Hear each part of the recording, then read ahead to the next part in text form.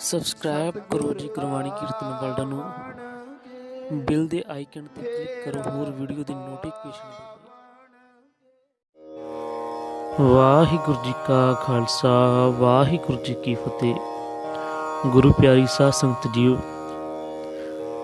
ਸਤਿਗੁਰੂ ਜੀ ਦੀ ਰਹਿਮਤ ਅਪਾਰ ਕਿਰਪਾ ਦੇ ਨਾਲ ਜਿਤਨੀ ਕੋ ਵੀ ਉਸ ਪਰਮਾਤਮਾ ਨੇ ਧੰਨ ਸਾਹਿਬ ਸ੍ਰੀ ਗੁਰੂ ਗ੍ਰੰਥ ਸਾਹਿਬ ਮਹਾਰਾਜ ਜੀ ਨੇ ਸੂਝੀ ਬਖਸ਼ੀ ਹੈ।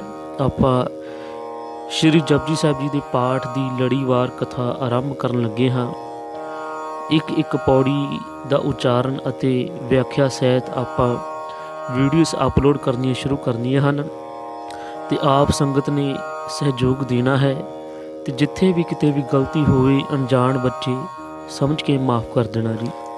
ਸਤਨਾਮ ਸ਼੍ਰੀ ਵਾਹਿਗੁਰੂ ਸਾਹਿਬ ਜੀਓ।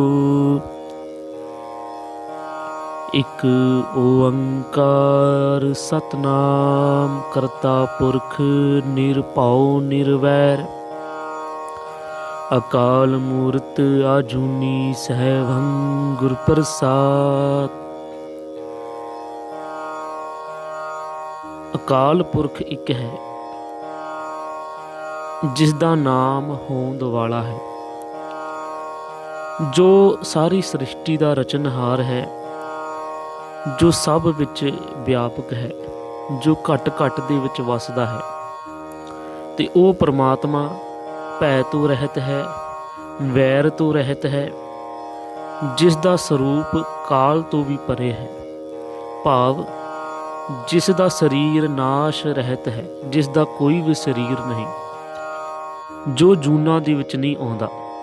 ਜਿਵੇਂ ਗੁਰੂ ਪਿਆਰੀ ਸਾਧ ਸੰਗਤ ਜੀਓ, ਇਨਸਾਨ ਵੱਖਰੀਆਂ ਵੱਖਰੀਆਂ ਜੂਨਾਂ ਭੋਗ ਕੇ ਉਸ ਨੂੰ ਮਨੁੱਖਾ ਜੀਵਨ ਮਿਲਦਾ ਹੈ ਤੇ ਉਹ ਜਿਹੜਾ ਪਰਮਾਤਮਾ ਹੈ ਜਿਸ ਦਾ ਕੋਈ ਸਰੂਪ ਨਹੀਂ, ਉਹ ਕਦੀ ਵੀ ਜੂਨਾਂ ਦੇ ਵਿੱਚ ਨਹੀਂ ਆਉਂਦਾ, ਜਿਸ ਦਾ ਪ੍ਰਕਾਸ਼ ਆਪਣੇ ਆਪ ਤੋਂ ਹੋਇਆ ਹੈ ਅਤੇ ਜੋ ਸਤਿਗੁਰੂ ਦੀ ਕਿਰਪਾ ਨਾਲ ਮਿਲਦਾ ਹੈ।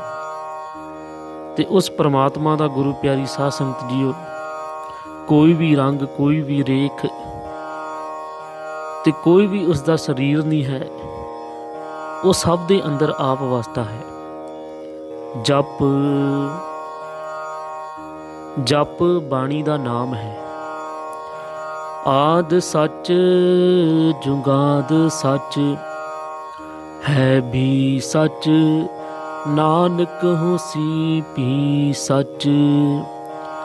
ਅਕਾਲ ਪੁਰਖ ਮੁੰਡ ਤੋਂ ਹੋਂਦ ਵਾਲਾ ਹੈ ਤੇ ਜੁਗਾਂ ਦੇ ਮੁੰਡ ਤੋਂ ਮੌਜੂਦ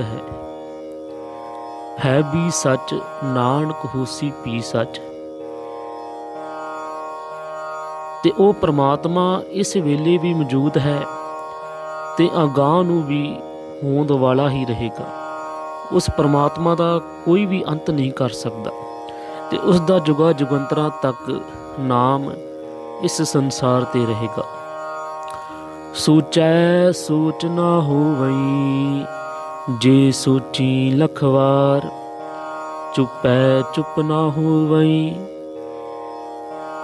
ਜੇ ਲਾਏ ਰਹਾ ਲਿਵਤਾਰ। ਜੇ ਮੈਂ ਲੱਖ ਵਾਰੀ ਵੀ ਇਸ ਸਰੀਰ ਦੀ ਸੁੱਚ ਰੱਖਾਂ ਤਾਂ ਵੀ ਇਸ ਤਰ੍ਹਾਂ ਸੁੱਚ ਰੱਖਣ ਨਾਲ ਮਨ ਦੀ ਜਿਹੜੀ ਸ਼ੁੱਧਤਾ ਹੁੰਦੀ ਹੈ ਉਹ ਨਹੀਂ ਹੋ ਸਕਦੀ। ਜਿਤਨਾ ਮਰਜੀ ਇਨਸਾਨ ਸੋਚ ਲਵੇ ਤੇ ਜਿਤਨਾ ਮਰਜੀ ਆਪਣੇ ਇਸ ਸਰੀਰ ਨੂੰ ਸ਼ੁੱਧ ਕਰਨ ਵਾਸਤੇ ਜਿਤਨੇ ਮਰਜੀ ਯਤਨ ਕਰ ਲਵੇ, ਪਰ ਇਨਸਾਨ ਦਾ ਇਹ ਜਿਹੜਾ ਮਨੁੱਖਾ ਸਰੀਰ ਹੈ ਇਹ ਕਦੇ ਵੀ ਨਹੀਂ ਸ਼ੁੱਧ ਹੋ ਸਕਦਾ। ਚੁੱਪੈ ਚੁੱਪ ਨਾ ਹੋਵਈ, ਜੇ ਲਾਏ ਰਹਾ ਲਿਵਤਾਰ। ਜੇ ਮੈਂ ਸਰੀਰ ਦੀ ਇੱਕ ਤਾਰ ਸਮਾਧੀ ਲਾਈ ਰੱਖਾਂ ਤਾਂ ਵੀ ਇਸ ਤਰ੍ਹਾਂ ਚੁੱਪ ਕਰ ਰਹਿਣ ਨਾਲ ਮਨ ਦੀ ਸ਼ਾਂਤੀ ਨਹੀਂ ਹੋ ਸਕਦੀ। ਜਿਵੇਂ ਗੁਰੂ ਪਿਆਰੀ ਸਾਧ ਸੰਗਤ ਜੀਓ, ਅੱਜ ਤੋਂ ਅਨੇਕਾਂ ਸਾਲ ਪਹਿਲਾਂ ਜਿਵੇਂ ਸਾਧੂ ਸੰਤ ਜੰਗਲਾਂ ਦੇ ਵਿੱਚ ਜਾ ਕੇ ਸਮਾਧੀਆਂ ਲਾਈ ਰੱਖਦੇ ਸਨ ਤੇ ਗੁਰੂ ਪਿਆਰੀ ਸਾਧ ਸੰਗਤ ਜੀਓ, ਸਤਿਗੁਰਾਂ ਦੀ ਬਾਣੀ ਆਖਦੀ ਹੈ ਕਿ ਇਸ ਤਰ੍ਹਾਂ ਵੀ ਸਮਾਧੀਆਂ ਲਾਉਣ ਦੇ ਨਾਲ ਜਿਹੜੀ ਮਨ ਦੀ ਸ਼ਾਂਤੀ ਹੈ ਉਹ ਕਦੀ ਵੀ ਨਹੀਂ ਹੋ ਸਕਦੀ। ਭੁੱਖਿਆ ਭੁੱਖ ਨਾ ਉਤਰੀ, ਜੇ ਬੰਨਾ ਪੁਰੀਆਂ ਪਾਰ। ਸਹਿਸ ਸਿਆਣਪਾ ਲੱਖ ਹੋਏ ਤਾਂ ਇੱਕ ਨਾ ਚੱਲੈ ਨਾਲ। ਜੇ ਮੈਂ ਸਾਰੇ ਭਵਨਾਂ ਦੇ ਪਦਾਰਥਾਂ ਦੇ ਢੇਰ ਵੀ ਸਾਂਭ ਲਵਾਂ ਤਾਂ ਵੀ ਤ੍ਰਿਸ਼ਨਾ ਦੇ ਅਧੀਨ ਰਿਹਾ ਤ੍ਰਿਸ਼ਨਾ ਦੂਰ ਨਹੀਂ ਹੋ ਸਕਦੀ। ਗੁਰੂ ਪਿਆਰੀ ਸਾਧ ਸੰਗਤ ਜੀਓ, ਇਨਸਾਨ ਦੀ ਕਦੇ ਵੀ ਭੁੱਖ ਖਤਮ ਨਹੀਂ ਹੁੰਦੀ ਤੇ ਨਾ ਹੀ ਕਦੀ ਹੋਵੇਗੀ, ਕਿਉਂਕਿ ਇਹ ਜਿਹੜਾ ਮਨ ਹੈ, ਇਹ ਮਨ ਹਰ ਵੇਲੇ ਭਟਕਦਾ ਰਹਿੰਦਾ ਹੈ ਕਿ ਮੈਨੂੰ ਇਹ ਵੀ ਚੀਜ਼ ਮਿਲ ਜਾਵੇ, ਮੈਨੂੰ ਉਹ ਵੀ ਚੀਜ਼ ਮਿਲ ਜਾਵੇ। ਤੇ ਇਨਸਾਨ ਦੀ ਜਿਹੜੀ ਤ੍ਰਿਸ਼ਨਾ ਹੈ ਉਹ ਕਦੀ ਵੀ ਦੂਰ ਨਹੀਂ ਹੋ ਸਕਦੀ। ਸਹਿਸ ਸਿਆਣਪਾ ਲੱਖ ਹੋਏ ਤਾਂ ਇੱਕ ਨਾ ਚੱਲੈ ਨਾਲ। ਜੇ ਮੇਰੇ ਵਿੱਚ ਹਜ਼ਾਰਾਂ ਤੇ ਲੱਖਾਂ ਚਤੁਰਾਈਆਂ ਹੋਵਣ ਤਾਂ ਵੀ ਉਹਨਾਂ ਵਿੱਚੋਂ ਇੱਕ ਵੀ ਚਤੁਰਾਈ ਸਾਥ ਨਹੀਂ ਦਿੰਦੀ। ਜਿਤਨਾ ਮਰਜੀ ਕੋਈ ਆਪਣੇ ਆਪ ਨੂੰ ਸਿਆਣਾ ਬਣ ਲਵੇ ਗੁਰੂ ਪਿਆਰੀ ਸਾਧ ਸੰਗਤ ਜੀਓ, ਪਰ ਸਤਿਗੁਰਾਂ ਦੀ ਬਾਣੀ ਆਖਦੀ ਹੈ ਕਿ ਜਿਤਨਾ ਮਰਜੀ ਵੀ ਕੋਈ ਸਿਆਣਾ ਇਨਸਾਨ ਹੋਵੇ, ਉਸ ਦੀ ਕਦੇ ਵੀ ਸਿਆਣਪ, ਉਸ ਦੀ ਕਦੀ ਵੀ ਚਤੁਰਾਈ ਉਸ ਦਾ ਸਾਥ ਨਹੀਂ ਦਿੰਦੀ। ਕਦੀ ਤਾਂ ਕਦੀ ਉਸ ਨੂੰ ਧੋਖਾ ਖਾਣਾ ਹੀ ਪੈਂਦਾ ਹੈ। ਕਿਵ ਸਚਿਆਰਾ ਹੋਈਐ, ਕਿਵ ਕੂੜੈ ਟੁੱਟੈ ਪਾਲ। ਹੁਕਮ ਰਜਾਈ ਚੱਲਣਾ ਨਾਨਕ ਲਿਖਿਆ ਨਾਲ।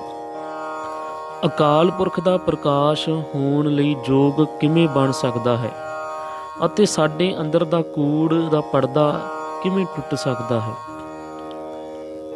ਇਹ ਜੋ ਇਨਸਾਨ ਦੇ ਅੰਦਰ ਗੁਰੂ ਪਿਆਰੀ ਸਾਧ ਸੰਗਤ ਜੀਓ ਇੱਕ ਕੂੜ ਦੀ ਪਰਤ ਬਣੀ ਹੋਈ ਹੈ, ਉਸ ਕੂੜ ਦੀ ਪਰਤ ਨੂੰ ਆਪਾਂ ਕਿਵੇਂ ਤੋੜ ਸਕਦੇ ਹਾਂ। ਹੁਕਮ ਰਜਾਈ ਚੱਲਣਾ ਨਾਨਕ ਲਿਖਿਆ ਨਾਲ। ਉਸ ਪਰਮਾਤਮਾ ਦੀ ਰਜ਼ਾ ਵਿੱਚ, ਅਕਾਲ ਪੁਰਖ ਦੇ ਹੁਕਮ ਵਿੱਚ ਤੁਰਨਾ ਹੀ ਇੱਕ ਵਿਧੀ ਹੈ। ਤੇ ਗੁਰੂ ਨਾਨਕ ਪਾਤਸ਼ਾਹ ਆਖਦੇ ਹਨ, ਹੇ ਨਾਨਕ, ਇਹ ਵਿਧੀ ਧੁਰ ਤੋਂ ਹੀ ਜਦ ਤੋਂ ਜਗਤ ਬਣਿਆ ਹੈ ਲਿਖੀ ਚੱਲੀ ਆ ਰਹੀ ਹੈ। ਜੋ ਵੀ ਮਨੁੱਖ ਉਸ ਪਰਮਾਤਮਾ ਦੀ ਰਜ਼ਾ ਵਿੱਚ ਰਹਿ ਕੇ, ਉਸ ਪਰਮਾਤਮਾ ਦੀ ਯਾਦ ਵਿੱਚ ਰਹਿ ਕੇ ਉਸ ਨੂੰ ਚੇਤੇ ਰੱਖਦੇ ਹਨ, ਉਸ ਨੂੰ ਹਰ ਵੇਲੇ ਯਾਦ ਰੱਖਦੇ ਹਨ, ਕਦੇ ਵੀ ਆਪਣੇ ਮਨ ਵਿੱਚੋਂ ਉਸ ਨੂੰ ਵਿਸਾਰਦੇ ਨਹੀਂ। ਤੇ ਗੁਰੂ ਪਿਆਰੀ ਸਾਧ ਸੰਗਤ ਜੀਓ, ਉਹਨਾਂ ਤੇ ਉਹ ਪ੍ਰਮਾਤਮਾ ਆਪ ਕਿਰਪਾ ਕਰਦਾ ਹੈ, ਕਿਉਂਕਿ ਜਿਹੜੀ ਉਸ ਪਰਮਾਤਮਾ ਦੀ ਹੋਂਦ ਹੈ ਉਹ ਪਤਾ ਨਹੀਂ ਕਿਤਨੇ ਕੁ ਅਨੇਕਾਂ ਸਾਲਾਂ ਤੋਂ, ਪਤਾ ਨਹੀਂ ਕਿਤਨੇ ਕੁ ਜਨਮਾਂ ਤੋਂ ਉਸ ਪਰਮਾਤਮਾ ਦਾ ਆਪਾਂ ਕਦੇ ਵੀ ਨਹੀਂ ਭੇਤ ਪਾ ਸਕਦੇ। ਤੇ ਇਹ ਜਿਹੜੀ ਵਿਧੀ ਬਣੀ ਹੋਈ ਹੈ, ਇਹ ਧੁਰ ਤੋਂ ਹੀ ਬਣੀ ਹੋਈ ਹੈ, ਜਦੋਂ ਤੋਂ ਜਗਤ ਬਣਿਆ ਹੈ। ਤੇ ਇਹ ਜਿਹੜੀ ਵਿਧੀ ਹੈ ਧੁਰ ਤੋਂ ਹੀ ਲਿਖੀ ਚੱਲੀ ਆ ਰਹੀ ਹੈ। ਗੁਰੂ ਪਿਆਰੀ ਸਾਧ ਸੰਗਤ ਜੀਓ, ਅੱਜ ਆਪਾਂ ਸ਼੍ਰੀ ਜਪਜੀ ਸਾਹਿਬ ਜੀ ਦੀ ਪਹਿਲੀ ਪੌੜੀ ਦੀ ਕਥਾ ਵਿਚਾਰ ਕੀਤੀ ਹੈ। ਦਾਸ ਵੱਲੋਂ ਬਾਣੀ ਪੜ੍ਹਦੇ ਸਮੇਂ, ਕਥਾ ਵਿਚਾਰਾ ਕਰਦੇ ਸਮੇਂ ਬੇਅੰਤ ਪ੍ਰਕਾਰ ਦੀਆਂ ਟੁੱਟ ਗਲਤੀਆਂ ਭੁੱਲਾਂ ਚੁੱਕਾ ਹੋ ਗਈਆਂ ਹੋਣਗੀਆਂ।